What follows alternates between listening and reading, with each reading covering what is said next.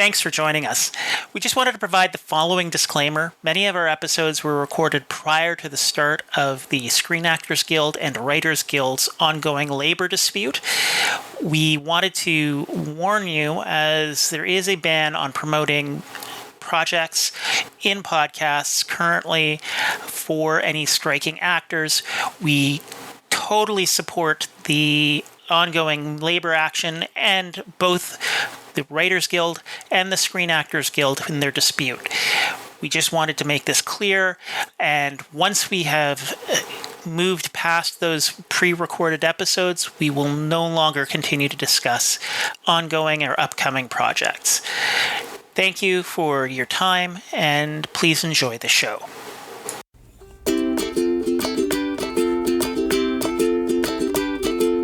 Is it a sandwich? Oh, is it a sandwich? If I called a hot dog a sandwich, do you think that you'd be fine with it? If not, then why? Let's bust this wide.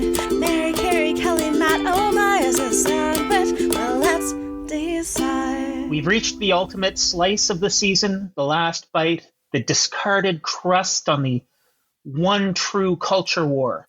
Pineapple or no pineapple? Are you ready? Because it's time. Order up. Dun, dun, dun. That was very dramatic. That was very dramatic, Matt. I like it. I like what we're going into the last episode with for this season. Oh, hey there, listeners. It's me, your friend, Kelly Zemnikas, along with Matt and Carrie and Mary. And as we come upon our final episode of this season, friends, has your opinion changed? I'm still on team yes. It deserves to be there. Matt, what about you? I'm hard yes. I've been eating pineapple on my pizza since I was 8 years old. It's not going to change anytime soon. Carrie? I am a definite yes. It does belong on pizza. I had never heard the term hot fruit before we did this podcast. And a lot of people seem to have a problem with that. I don't consider it hot fruit. I just consider it delicious and necessary on pizza. And what about you, Mary? A resounding no. No.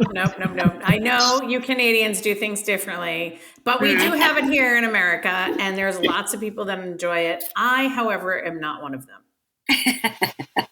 That's fair. And I've got to say, I don't know about everyone else here, but when we started this season, I thought this was going to be a runaway, no dice, screw you, not going to happen.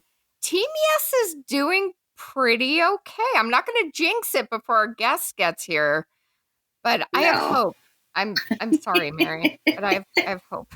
It's okay. I mean, I think though, because the majority of our guests are Canadian for these episodes, that you have an arm up, as they say. So maybe we need to do 6 episodes with Americans, and then we've got to go talk to those crazy Irish people who do all the taste testing.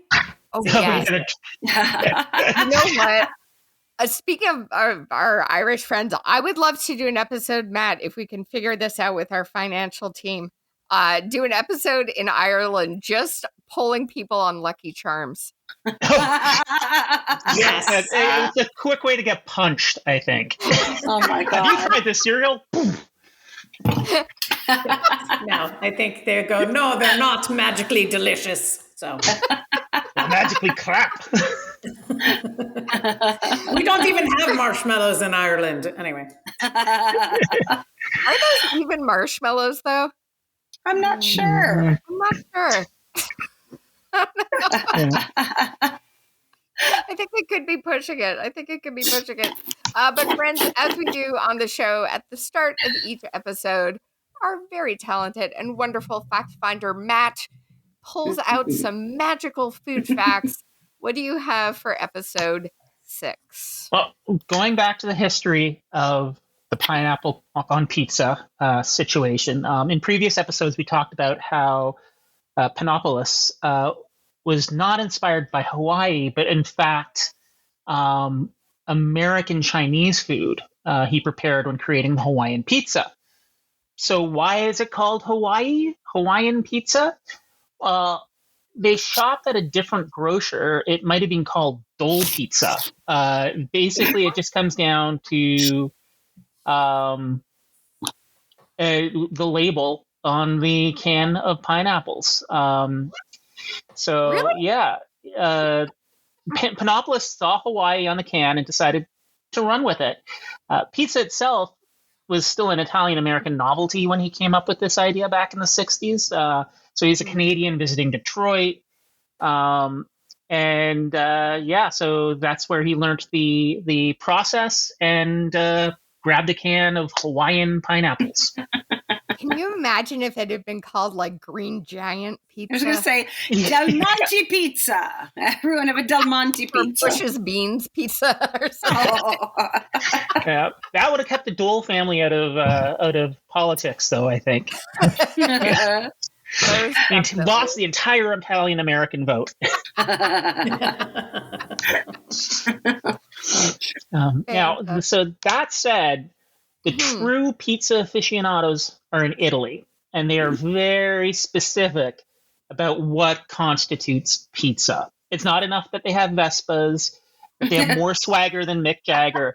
They also have an organization called the True Neapolitan Pizza Association, or Associazione Verce Pizza Napolitana, or AVPN. Wow. It's a nonprofit founded in Naples in 1984 to fight to protect the true Neapolitan pizza, both in Italy and abroad, via well-funded legal organizations vetting pizzerias and authenticating their legitimacy for Neapolitan-style pizzas. So watch yourself, or you may end up on the wrong side of the pizza lawyers. But to be fair to the Neapolitans, they did invent it, and I've never had a bad margarita pizza. So it's always good. So they do it right. Even a bad margarita pizza is better than a good pizza. So, but I love that it's like a legal thing to protect the sort of veracity of this pizza. Like, what was happening in 1983, the year before, to like that they needed to protect this? Were somebody like sabotaging Neapolitan pizzas in Italy? Basically, American pizza. They're like, this is not real pizza, and we need, because like the margarita pizza is named Margarita after Queen Marguerite of Italy, and there's a myth around how she wanted a particular type of pizza or wanted a particular dish, and she served it and she loved it, and then they named it after her. Okay. So they're trying to protect that cultural heritage, and like most things in Italy, they took it to the max. Yeah. So yeah. Can you imagine if they had called it the Queen Dole Pizza? Well, and I hear that my cousin Vinny is the lead counsel. But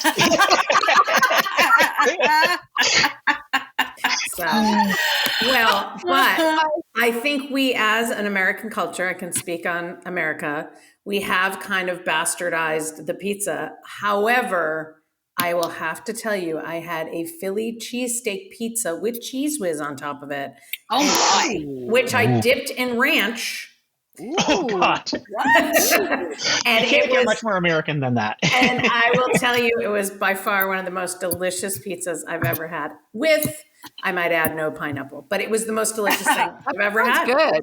It was so delicious. Oh my! I'm drooling just thinking about it, and I just had dinner. So yeah. But there are Italians everywhere that will be listening to this podcast because we have a huge listenership in Italy that are going to be very upset with us, and we might get legal action. I'm just going to let you know.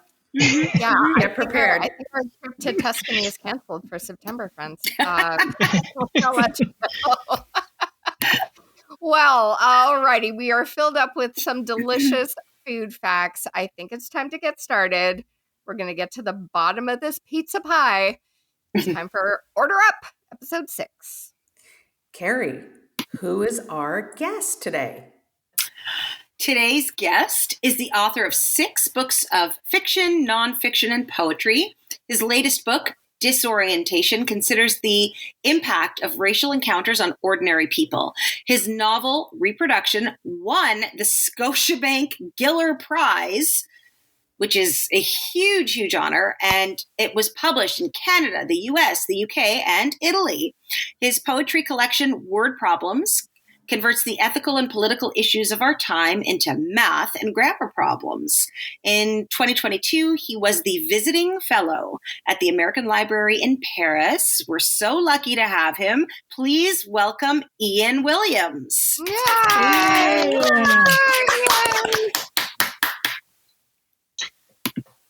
Thank you for being here, Ian. Oh, thank you. Oh my gosh. It's been a lot of fun so far, yeah. This has been a joy, and I feel like we have broken the matrix on our getting together because we usually only see each other at the Scotiabank Giller Prize. Splashy award shows, Splashy award show. I didn't think I'd recognize you not in a tux.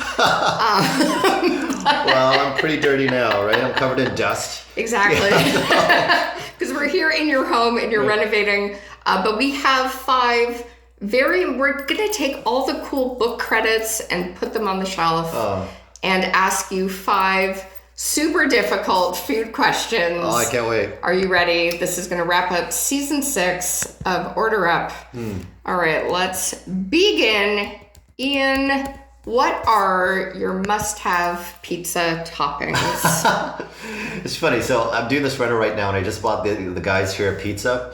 And I called them from the road, what do you want on your pizza? And they're like, just whatever you want, right? And so I was like, most people don't like what I want on a pizza. So must-haves, pineapple.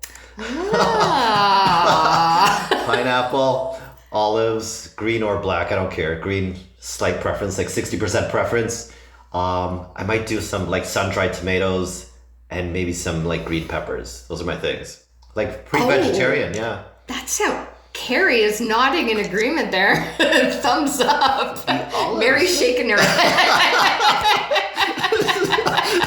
That sounds very Californian.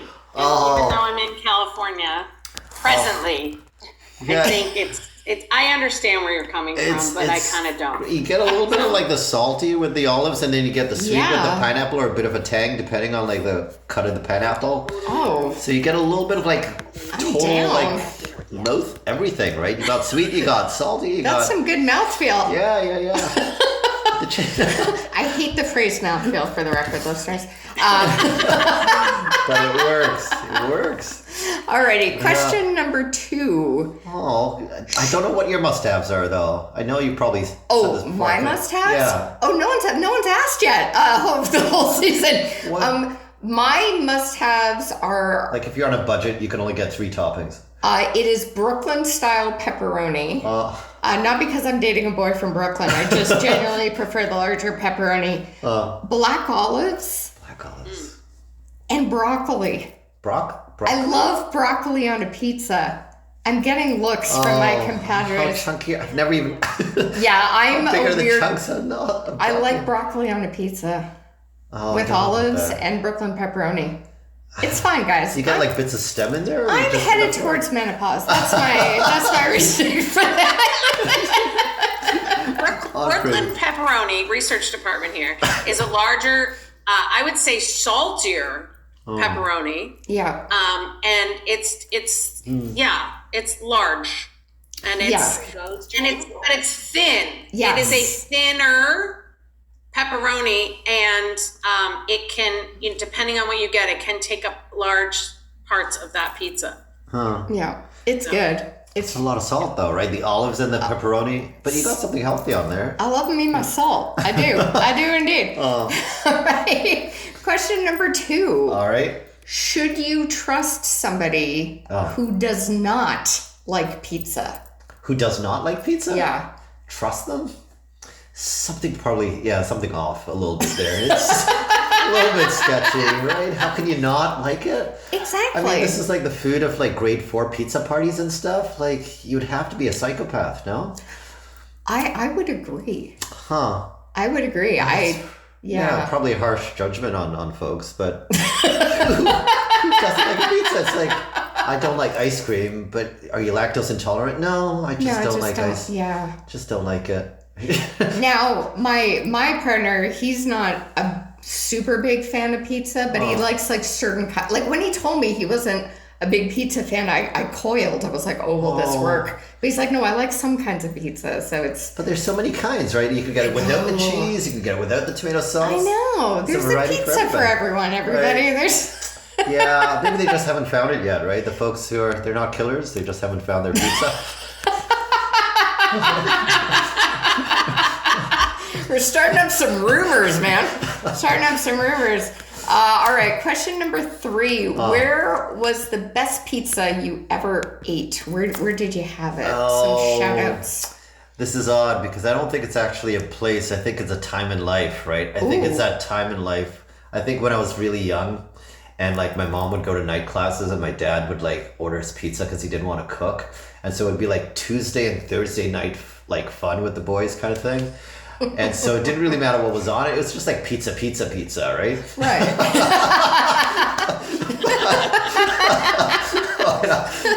But it was just something about like the treat of it and, you know, the fun of it and not eating like the healthy vegetables kind of thing. Yeah. That was it. So it didn't matter. Yeah. It's all context, right? It's all like who's there with you.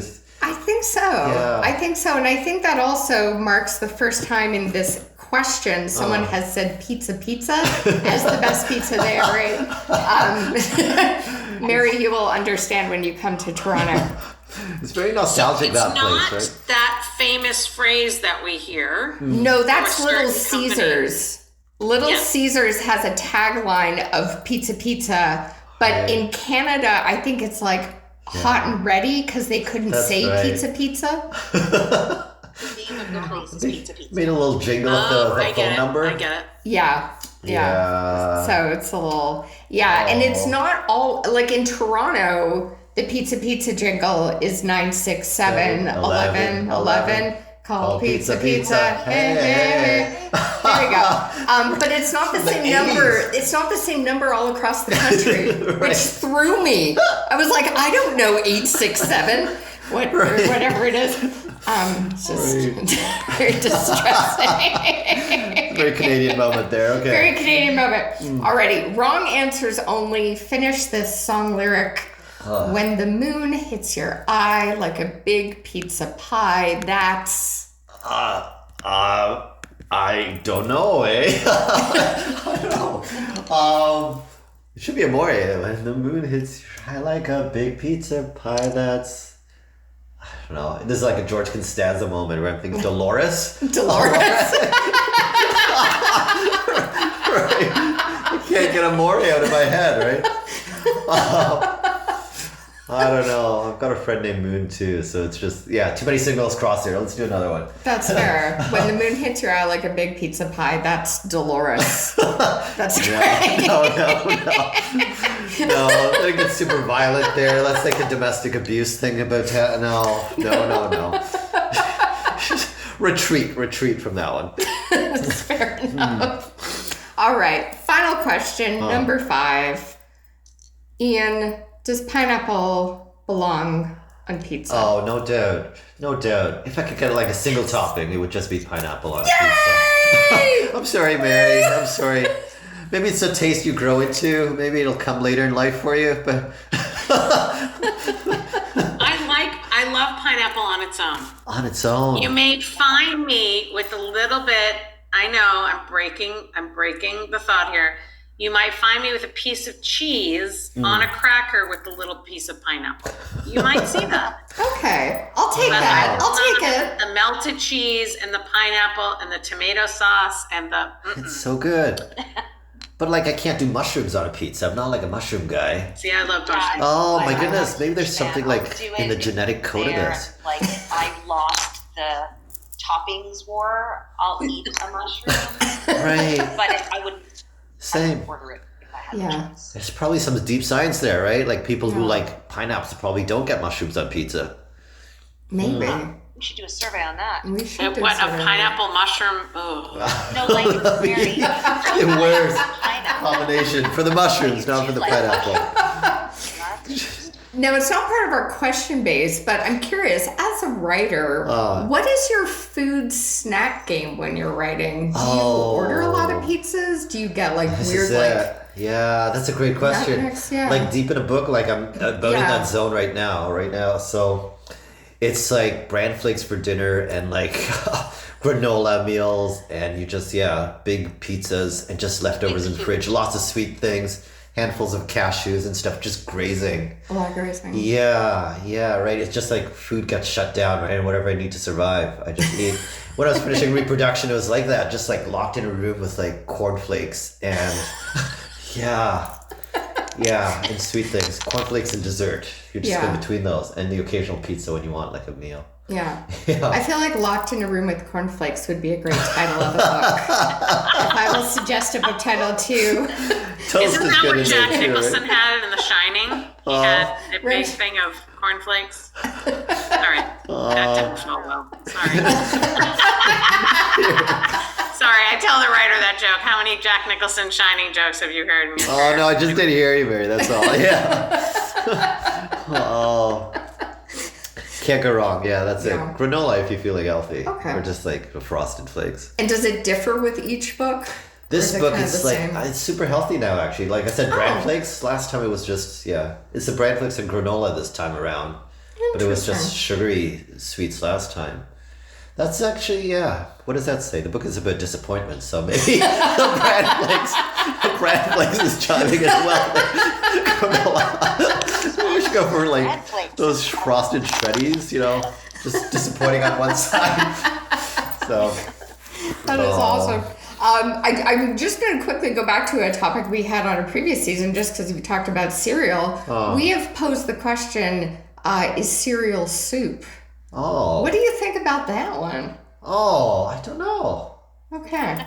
I was just curious. No, I actually want to think about that. Is anything in a liquid that's submerged in a liquid soup? No, I feel like cereal is its own thing, right? Okay, it's its own body of food. Own category, own species. Yeah. That is fair. Yeah. It's time, everybody. Drum roll. Let's do our fake drum roll. After some just hard-hitting interviews over 6 episodes, listeners of Order Up, we have deemed that, yes, pineapple deserves to be on pizza. Team Yes! I honestly thought we were going to lose. Me too. I honestly thought we were going to lose. Oh, poor Mary has such a look of disappointment and disgust on her face. I think, and again, I'm going through menopause, so I'm not sure. I think every single person voted yes, except for me. All of our guests voted yes, correct? No. Jennifer, a Canadian, voted no.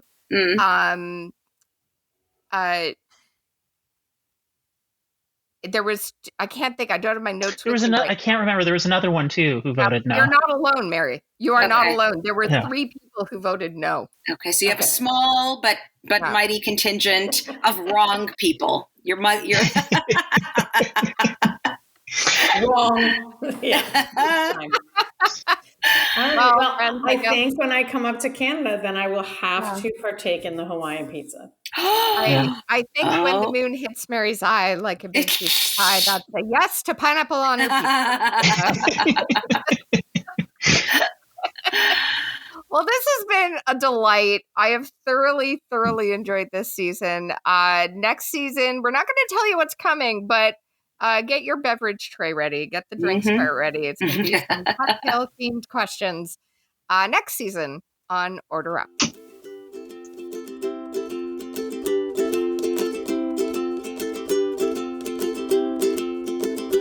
Order Up is hosted and produced by Matt Ardill, Mary Kennedy, Carrie Hain, Kelly Zemeckis.